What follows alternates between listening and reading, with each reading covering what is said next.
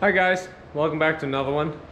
I'm out in the garage working on a little bit more of framing it up here, getting ready for insulation.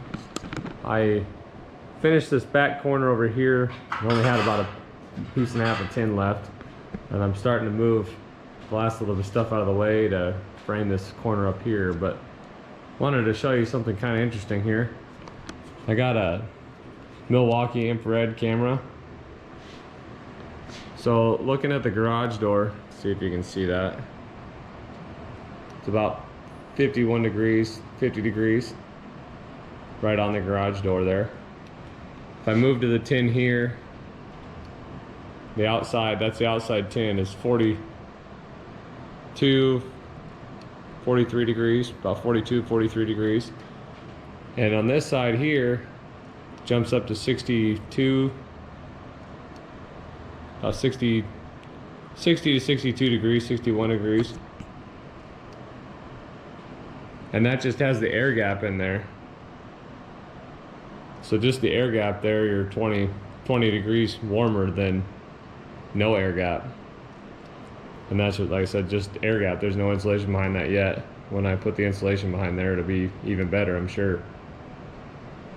But just giving you a comparison, it's about, I think it's like 30 degrees outside right now.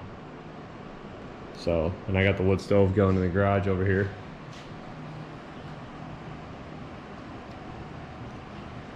Heating it up. Of course, got stuff in the way. Doesn't help, no airflow through here real well. But like I said, just seeing that and kind of interesting. I come up here right on the edge of the garage, up on the roof there. It's about 40 degrees, and vaulted ceiling, go right to the center, and you're looking at about 66 degrees, of course, because heat rises, and it goes right to the peak. If you come down, you're going 47, 44, so it goes from 42 to about 44 in the middle, and then 47 at the top, and then you go right down the center on the cap there. 50 degrees, 60 degrees, 57. See what it's balancing out at here. 67 degrees. So just the air gap in here works pretty well. Come over here, I'll show you the temperature on this wall up close. This stuff here is just the metal insulated roof panels. And of course that wall, the fan's blowing on it, is 77, 80 degrees, 82 degrees.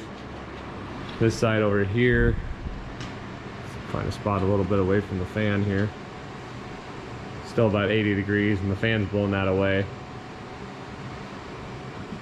That wall's just got a air gap on it. It's 71 degrees. So over here by the wood stove, the walls are about 10 degrees warmer than 36 feet away across on the other side. So just the insulation, or just the air gap behind that tin, it is a good R value there by itself. So once I get that filled insulation, should be able to heat this garage pretty easily with the wood stove. Just cover doing spray foam on the ceiling after we get the walls done. Get these all.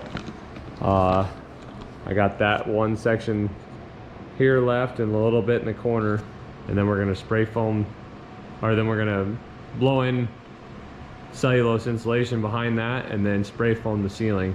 Have a company coming in to spray foam the ceiling and spray foaming right around here. I think I might use foam board around that door here, just in between, which is what I'm gonna do on this backside over here. Just putting pink foam board in between there so I don't have to pull all the electrical panel out of the way and all my electrical tubing conduit coming out of the concrete from the house for the sub panel there on the wall. So once I get this all done, should be able to heat this pretty easily. But like I said, I just thought it was kind of interesting to show the actual difference between no air gap and an air gap. So then it's about 4 inch air gap between the tin and the outside tin. And also that the garage door is a little bit thicker tin, and it's a little bit better there too. And the wind's out of the south, which is blowing right out that door. But like I said, just thought that was interesting, so I thought I'd share it with you guys. Just to, you know, if you're in a bind, you can just put the air gap there. You don't have to actually put the money in insulation, so the air gap helps too. But thanks for watching, guys. I'll catch you on the next one.